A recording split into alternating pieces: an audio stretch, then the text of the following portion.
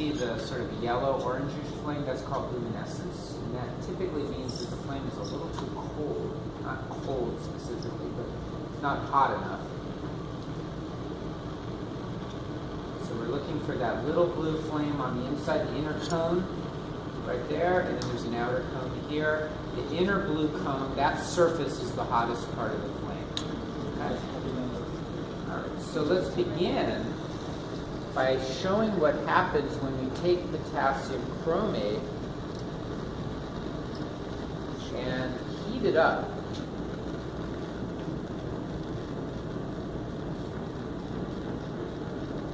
It's a solid powder.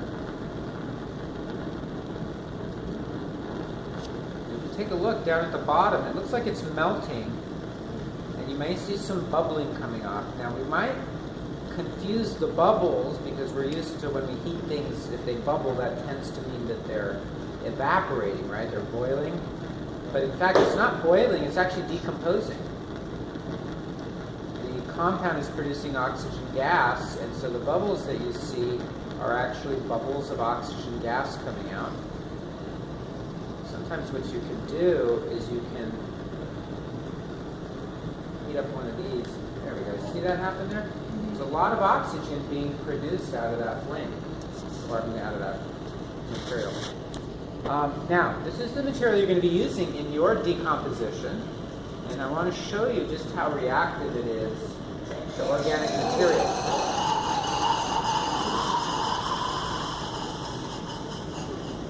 That's pretty reactive, right? At elevated temperatures, the potassium chromate, as it decomposes, will really react with organic material. And so that's a piece of wood, but it'll do the same thing with a rubber stopper, or any piece of rubber here, or any paper, or hair, or skin, anything that's organic, it will do the same reaction. Very difficult fire to put out. It's a redox chemistry, a metallic type reaction. Those are hard to put out. So we want to avoid any exposure of this substance when we're working with it to organic material. Okay. So the setup you're going to do to generate oxygen gas and collect it is this one right here. This will be very similar to what you use next week when you do the molar volume of carbon dioxide. So we have a collection vessel here with water in it. We have 3 jars, and I guess we'll use this for it. Let's see if this works. Try to fill it up all the way to the top. Let me see if this works. Can that work? So. Let me see if we can find something else. Let's use one of these plate glasses. Plate glasses are better. Fill this up to the top.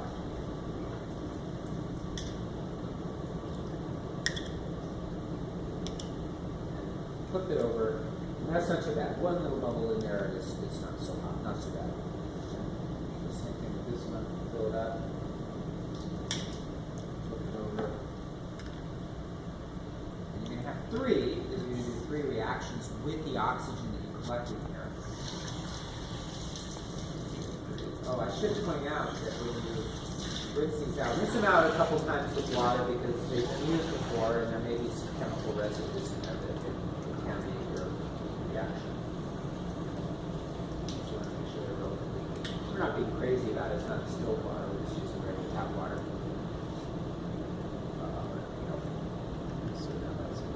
A little cloudy there, it's just bubbles. Okay. I guess you can, in the old description of this laboratory you visited, but I'm not real comfortable with having over there. They're likely to get knocked over. There's a latex tube that you want to make sure this is over the sink because there's a little hole here on the side. And so if you put water in here and it goes out this hose, we don't want it to go out here, it'll be a real mess. We want it to go down there in the sink. The other tube comes out this way, and then it's connected to this. Make sure you keep this up nice and high. If you lower this down to the level of the water will just pour right out, and then you got another mess. So keep this up nice and high. And the setup here is pretty similar to what you did with your copper oxide experiment. If you remember when you were heating up copper oxide, very similar type of setup. Oh, it's already got one up there. Let's see. So I'm going to get a test tube with the potassium chloride that's already been set up for you. It's already mixed in together. There should be 7.1 grams of potassium chromate in here. It's only 2 sig figs, but it's close enough for us. And the potassium chromate is the white material. The manganese dioxide is the black material. It acts to speed up the reaction so that it doesn't take very long to get the oxygen out. So I'm going to cap this. And we're going to turn it like so. Let me just move this away. Actually, this is let's change the setup a little bit.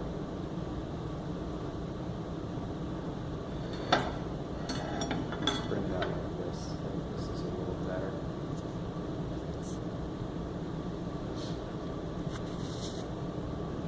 So we have a few considerations when we put this together.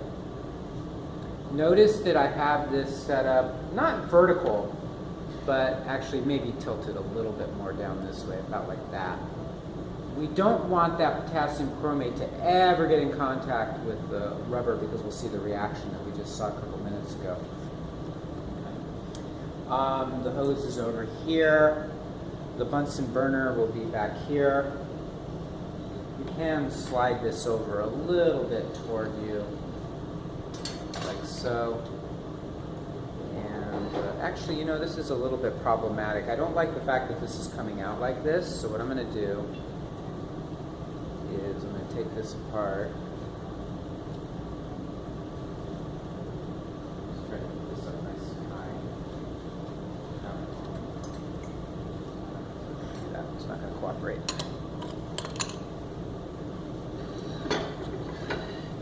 So let's do the following.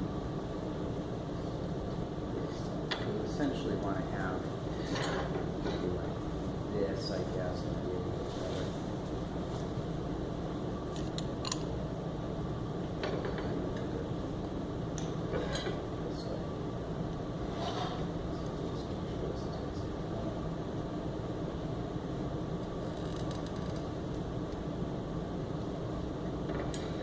We'll do it like this. This is, I think, a little safer.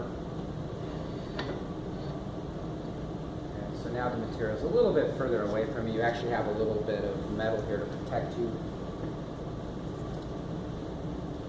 And then we'll just slide this over a bit like that. And then you can heat it up right over here. That's a little safer. Okay? So the idea then is as we heat this, the oxygen should bubble through, right through that little hole. And if we place this jar right above that hole, the oxygen should go into the jar. It's less dense than water, so it should come up to the top, start to exert a pressure downward, and the water should be displaced back into this tray. Okay? So let's see if that works. Turn on the Bunsen burner.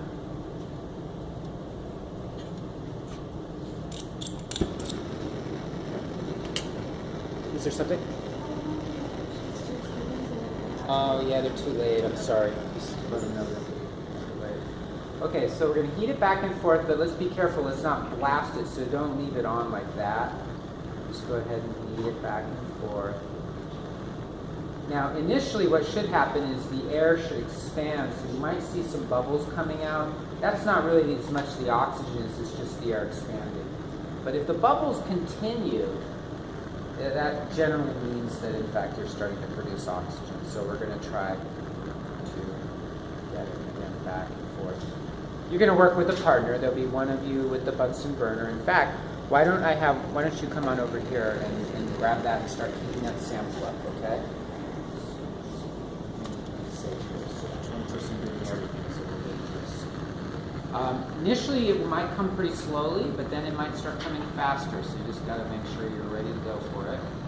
I'm going to put the cap underneath, and I am going to hold this with my hand and my finger, because as the oxygen starts to displace the water, it will become more buoyant, so it could turn over on its own. So you don't want that to happen.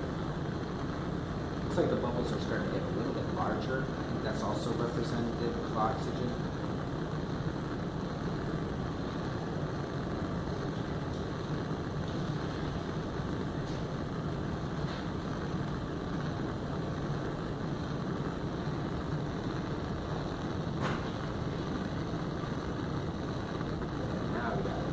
oxygen now. Again, you're going to get 3 jars.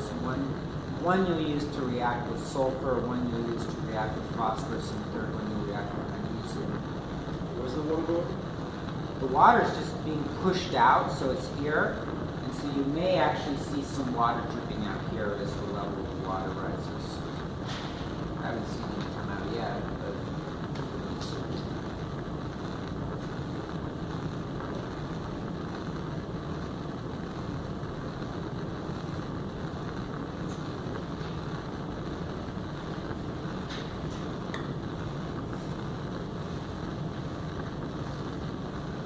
now, air is about 21% oxygen, 21%. I would assume that once we get this recovered in here, it probably should be 85-90% oxygen. There's probably a little bit of air that's still kind of finding its way in there.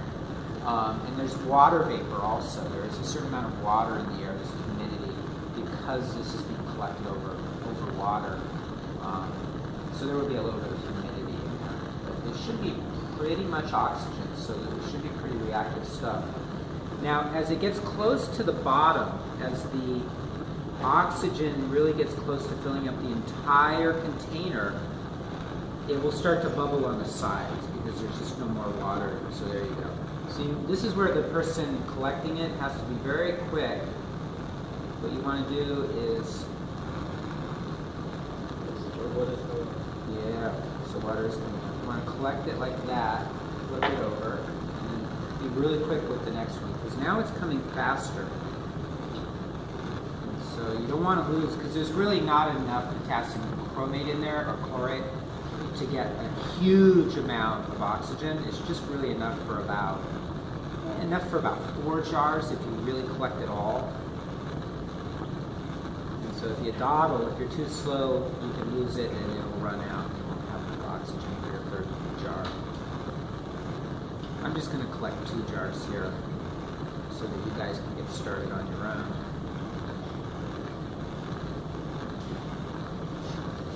So notice I have this in the water, and actually I did want to make one kind of minor mistake. There's a little bit of water in there. We actually want maybe a little more water than that. I mean, if you have that much, it's okay. But we probably want a little bit more. So I'm going to try when I collect this one to make sure there's a little bit of water in there.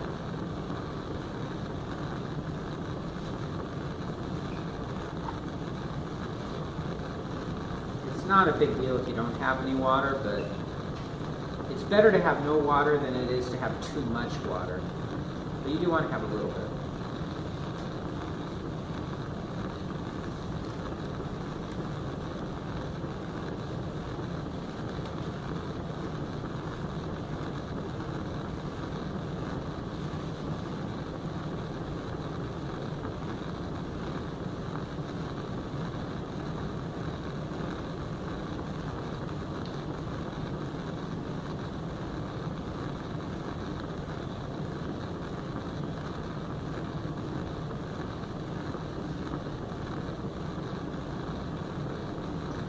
Getting pretty close now. Should be bubbling on the side in just a second.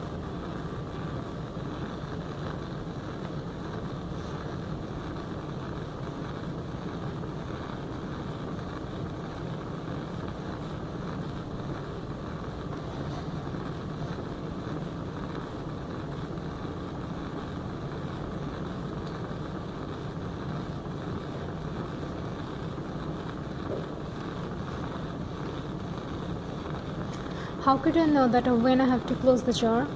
What's that? When I have to close the jar, how could I know? Close the jar when it starts bubbling on the side.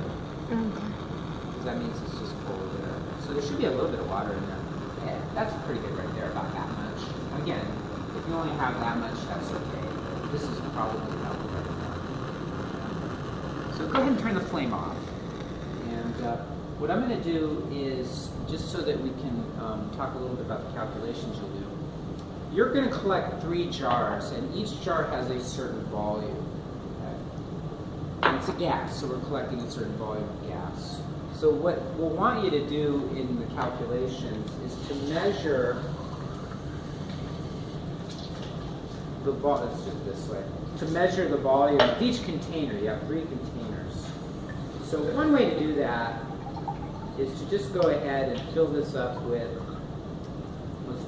some volume of water that you can measure. So I went a little bit below the 100 mark. It's at 98 milliliters. So I want to just estimate what the volume of this container is. So that would be 98 right there. Right now that's 87. So does that fill it? Not quite. So we would add those 2 volumes together. We're getting pretty close. So now I'll fill it up to 58. And then fill it right to the top. So let me just put this right over here.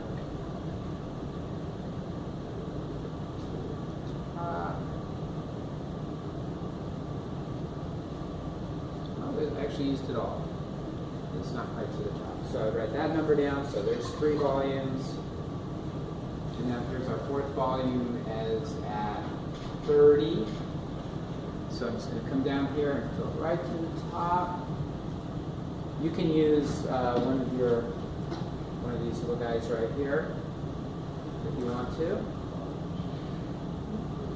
There we go. That's pretty much to the top. So now the volume is down to 22. So for that last volume, I would take where it started minus where it ended, and that would be the volume that went into there. And just add all those volumes together. Now you know the volume of that container. These volumes are not actually the same. They may have slightly different volumes. So do the same thing with the second one, do the same thing with the third one, and that would be the total volume of gas that you collected. Okay? Now, the reason that's important is because it is a gas. And the atmospheric pressure today is 764 millimeters of mercury. So that would be the pressure of the oxygen in those containers.